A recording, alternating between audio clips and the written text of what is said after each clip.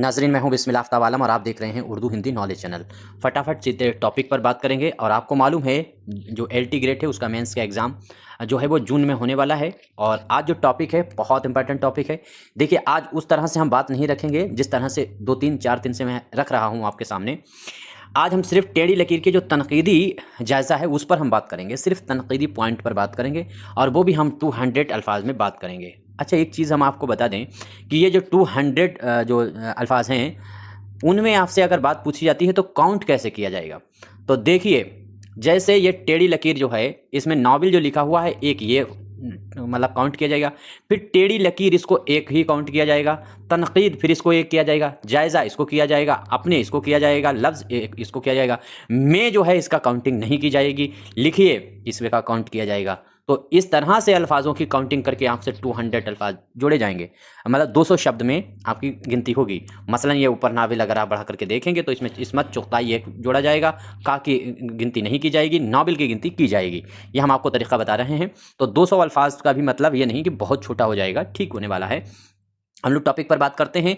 और कायदा में तो इसकी जो है नाविल टेढ़ी लकीर है, इसमें नफ्सियाती शऊर के साथ साथ में जो समाजी हालात हैं उस पर एक सवाल आपको बन सकता है घुमाकर, या डायरेक्ट टेढ़ी लकीर का खुलासा और समाजी असरात, इस तरीके से एक सवाल बन सकता है।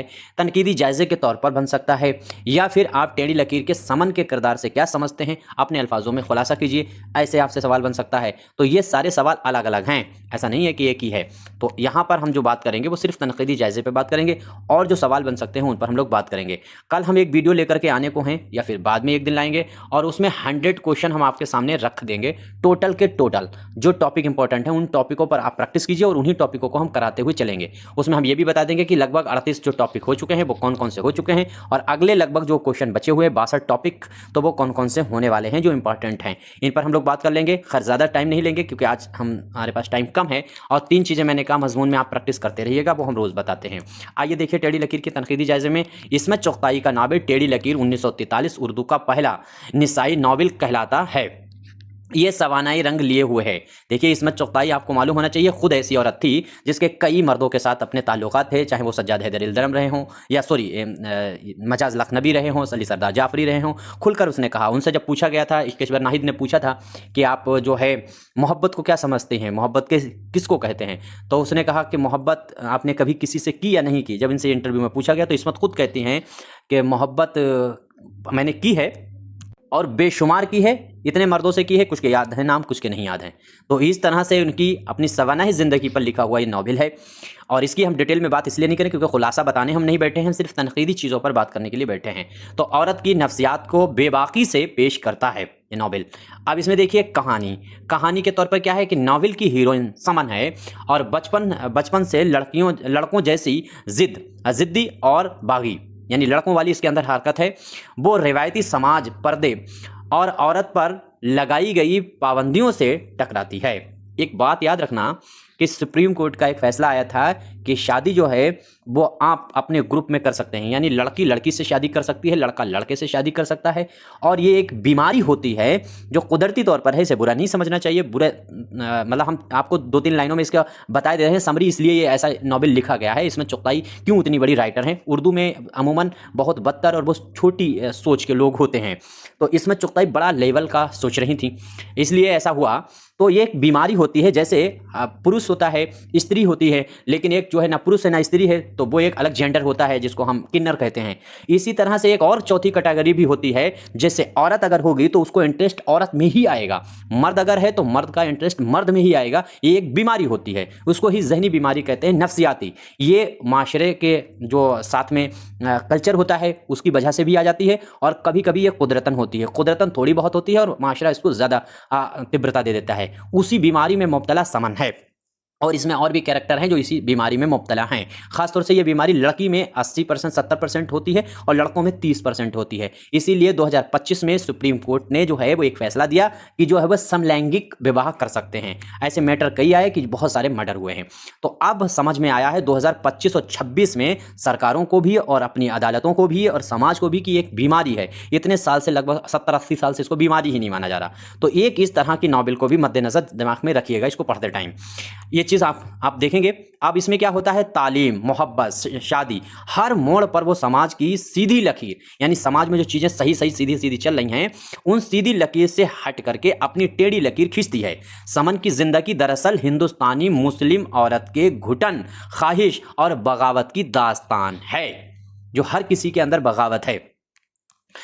आगे देखिए, तनकीदी जायजे में अगर आप देखेंगे तो इसका मौजू देखिए, ये जो हम टॉपिक आपके सामने लेकर के आते हैं, टीजीटी के अगर आप स्टूडेंट हैं तो जरूर देखिएगा, और जीआईसी के अगर स्टूडेंट हैं तो हर हाल में इन टॉपिकों को देखिएगा। इनसे फायदा ये होने वाला है कि जब दावा और दलील का सवाल आपसे पूछा जाएगा तो फिर यही टॉपिक जो हम आपके सामने बता रहे हैं, इन्हीं से आप उस सवाल को हैंडल कर पाएंगे, वहां पर सीधा सवाल नहीं हो सकता है। तो अब इसमें देखिए, तनकीदी जायजे में क्या है कि मौजू की जिद्दत। अब इसमें 1940 की दहाई में औरत की जिनसी ख्वाहिश और माहवारी और नफ्सियाती उलझनों पर खुलकर लिखना इनकलाब था। बिल्कुल, जो औरत की प्रॉब्लम्स होती हैं मंथली, उस पर लिखना या उनसे होने वाली बीमारियों पर लिखना, उन पर चर्चा ही करना गलत माना जाता था। अब तो खैर बहुत समाज बदल चुका है, सरकार इसके लिए खुद ज़्यादा से ज़्यादा उन दिनों में छुट्टी भी देने का प्लान बनाती है सरकार ने, और तमाम चीज़ों में अब सरकार की तरफ से छुट्टियाँ भी मिलने लगी हैं और मिलना भी चाहिए, और ये रिजर्वेशन होना भी चाहिए। अब आगे देखिए, इस्मत ने लिहाफ के बाद यहाँ भी पर्दा चाक किया है, वही पर्दे के खिलाफ मतलब जो है बात उठाई है। पर्दा ये नहीं जो हम लोग शरीर पे डाल लेते हैं, पर्दा वो जो अकल पे पड़ा हुआ है, बात चर्चा ना करके फिर गलत चीज़ों में मुब्तला हो जाते हैं। आगे देखिए, किरदार निगारी में आप देखेंगे तो समन उर्दू फिक्शन का पहला एंटी हीरोइन, यानी अमूमन हीरोइन जो एक्टर होती है नॉवेल की या कहानी की, उसको अच्छा दिखाया जाता है, इसमें एंटी दिखाया गया, इसमें बगावती दिखाई गई है। किरदार है ना वो सती सावित्री है और ना ही तवाइफ। ये ऐसी कंडीशन है, ना तो वो तवाइफ है पूरी तरह से और ना तो वो सती सावित्री है, तो बल्कि एक आम गलतियां करने वाली सोचने वाली औरत है। आगे उस्लूब देखेंगे इसका, तो उस्लूब में देखिए तो बयानिया, बेसाख्ता, तंजिया और तल्ख है। ठीक, बयान कैसा है, बयान जो है वो तल्ख है और तंजिया है। इसके बाद में इस्मत ने बेपर्दगी को उस्लूब बना दिया, बेपर्दगी को इन्होंने उस्लूब बना दिया है, ये कमी है नॉवेल की। आगे क्या है, गाली, मुहावरे, जो गालियां होती हैं औरतें देती हैं, मुहावरे, रोजमर्रा सब कुछ नॉवेल का हिस्सा बनाकर रख दिया। आगे क्या है, अगला पॉइंट ये है कि कमजोरी। अब कमजोरी का है, कहीं कहीं वाकयात बिखरे हुए लगते हैं और प्लाट की बजाय किरदार की नफ्सियात पर जोर देती है। यह नॉवेल बार बार नफ्सियात की तरफ लेकर के जाता है। आगे देखिए, पांचवा पॉइंट है अहमियत जो है इसमें क्या है, इस नावल ने उर्दू में निसाई शऊर की बुनियाद रखी। तो निसाई शऊर जो है, औरतों के शऊर की बुनियाद रखी, औरत को आइडियल के बजाय इंसान के तौर पर पेश किया। ठीक है, तरक्की पसंद तहरीक भी एक अलग बागी आवाज थी, उसी आवाज को इसमें चुगताई ने अपने नावल में भर दिया है। आगे देखिए, नतीजा ये क्या है, तो नतीजा अगर देखेंगे तो टेढ़ी लकीर एक बगावत है, समाज के खिलाफ, अदबी रिवायत के खिलाफ और खुद औरत की अपनी शर्त शुदा जात के खिलाफ, जो उसके लिए जिंदगी शर्तें रखी गई हैं। ये नॉवेल आज भी उतना ही ताज़ा और चुभने वाला है जितना पहले था। मतलब तो इस तरह से इस नॉवेल पर, इसके टॉपिक पर हमने बात की है। और बाकी हम लोग वही बात कर रहे हैं, टीजीटी की आप तैयारी कर रहे हैं तो जो क्लास मैंने लिए हैं, लगभग 15,000 क्वेश्चन जो हमने आपको प्रैक्टिस करा डाले, ये सारे प्रैक्टिस कीजिए। हम प्लेलिस्ट बनी हुई हैं सारी, आप व्हाट्सएप पे कांटेक्ट कीजिए इस नंबर पे, तो आपको सब फ्री में भेज दिया जाएगा। हाँ, ये किताब प्रैक्टिस के लिए आप मंगा सकते हैं, प्रैक्टिस के लिए अपनी वेस्ट बुक है और इसमें नोट्स दिए गए हैं, इतना रट लीजिए, बाकी प्रैक्टिस कर लीजिए। जीके जीएस जो हमने पढ़ाया है उतना कर लीजिए, थोड़े क्लास और जीके जीएस के हम पढ़ाएंगे, बस उतने कर लीजिए। आपका जीआईसी वाला अगर एग्जाम है या और कोई एग्जाम है वो आराम से निकल जाएगा, टीजीटी तो हर हाल में आपका निकल जाएगा, इतना कर लेंगे। और दावा दलील जो नई तरह से बनाया जा रहा है उसको हैंडल करने के लिए जो एलटी मेंस के क्लास आ रहे हैं, इनको कभी ना छोड़िएगा, चाहे भले आपका सिलेक्शन हुआ हो या ना हुआ हो। ठीक है, बाकी कोई मशवरा है तो जरूर दीजिएगा, कोई गलती हो जरूर बताइएगा। शुक्रिया, खुदा हाफिज।